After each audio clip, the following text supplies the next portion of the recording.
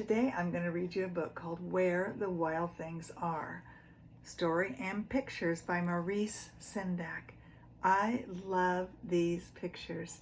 This looks like a monster in the book. Let's see what this is about. You may have already read this book, but it's still very cute. And look at the jungle. They're going to like a jungle, I think. Lots of pretty trees. Here's the title page, Where the Wild Things Are. And look at these giant monsters over here. And there's the little boy. He's trying to be like a monster too, it looks like, right? The night Max wore his wolf suit and made mischief of one kind and another. What else he's doing that's kind of mischievous or a little bit naughty. He's chasing the dog. Poor puppy. Max is in trouble. His mother called him a wild thing, and Max said, "I'll eat you up." So he was sent to bed without eating anything. There he is in his bedroom. He's got on a wolf suit. Isn't that cute? It's very cute. He doesn't look too happy there, does he? See that face? What kind of face is that? Can you make that face? This is how I can make it too.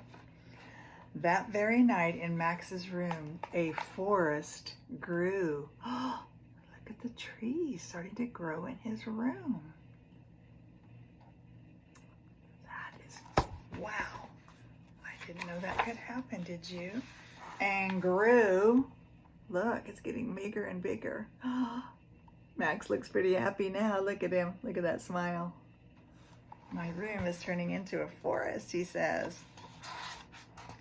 And grew until his ceiling hung with vines and the walls became the world all around.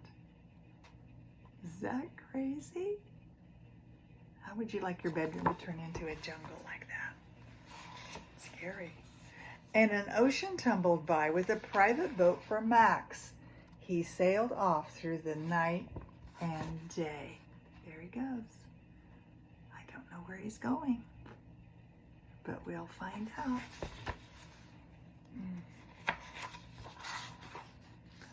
And in and out of weeks for almost over a year to where the wild things are. Oh, he is going to meet some interesting characters, isn't he?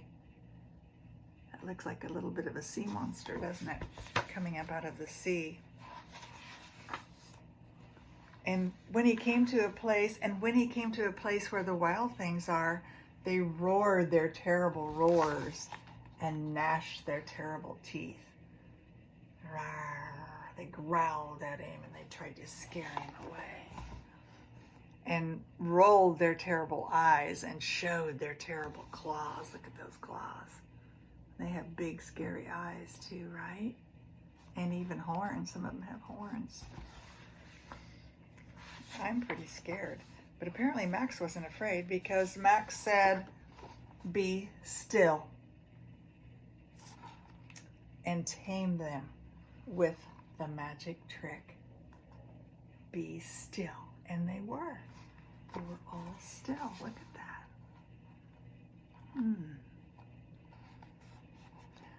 The magic trick was staring into their yellow eyes without blinking once. And they were frightened and called him the most wild thing of all. Is that crazy? Yeah, that is very crazy. Sorry, I have a little problem with my phone here. Sorry. And they made him the king of all the wild things. And now, cried Max, let the wild rumpus start. So now he's the king, and it says, let the wild rumpus start. I wonder what that means.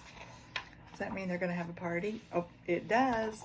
They're singing and dancing, looking at the moon. Look at that. And there's Max. And they're all jumping and howling and hooting. I guess that's what a rumpus looks like. The wild rumpus. Oh, there's more. They're hanging from trees. That's funny. All of them. I hope the branches don't break. They look pretty big. This looks like a fun party, huh? Do you want to go? And even Max gets a ride on one of their shoulders. And they're dancing. And they're having so much fun. That's a funny story, right? Now stop, Max said. And he sent the wild things off to bed without their supper. Oh, they hadn't been naughty, had they? No.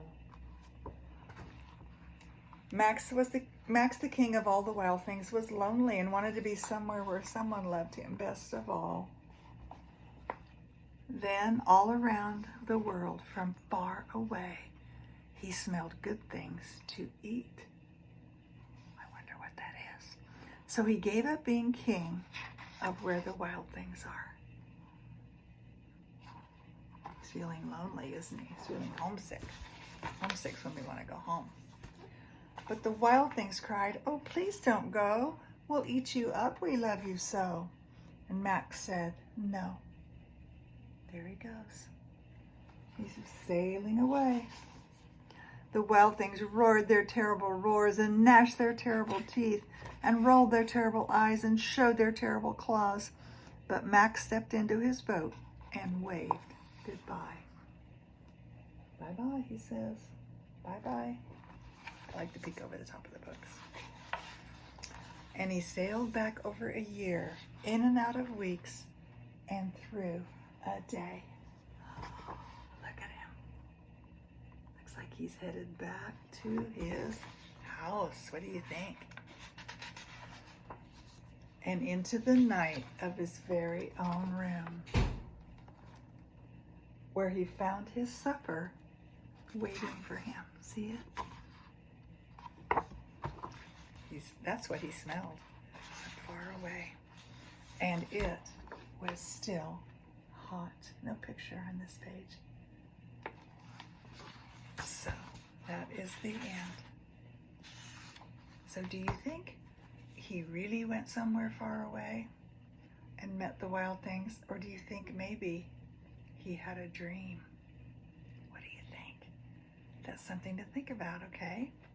All right. And next time when we meet, maybe we'll draw a picture of where the wild things are in our journal. All right. Bye-bye.